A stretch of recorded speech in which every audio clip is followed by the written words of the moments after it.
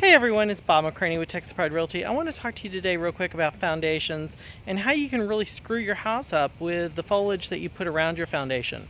So let's start out with understanding that your foundation is basically a slab of concrete that's poured on a sponge. We have clay soil in Dallas, so our sponge is clay, and you want that sponge to stay as wet as the day the house was built.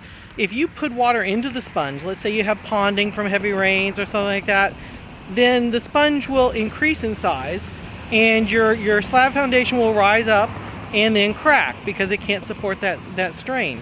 If you have something near your home that takes water out of the sponge, let's say you never water your foundation, or you have foliage that steals water, your sponge will shrink up and the house will heave over, and then that will break the foundation as well.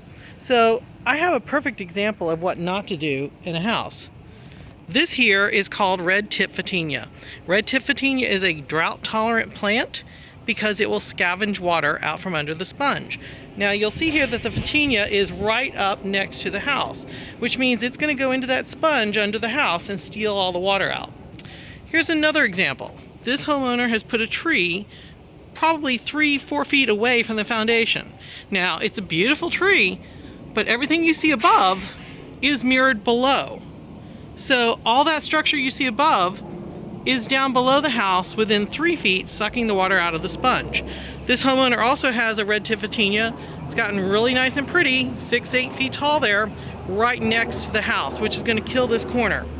Now, one other thing you need to worry about with foundations and foliage is, look at this beautiful tree. It's right out front.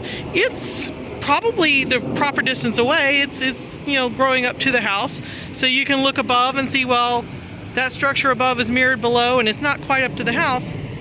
But let's look at the placement of this tree in reference to the sewer line. This is the sewer line running to the house. This is where that tree is.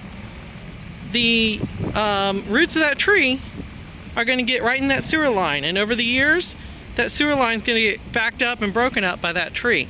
So there's going to be a $7,000, $8,000 repair someday. Anyway, this is Bob McCraney talking to you about foundations and how you can keep them safe in Texas.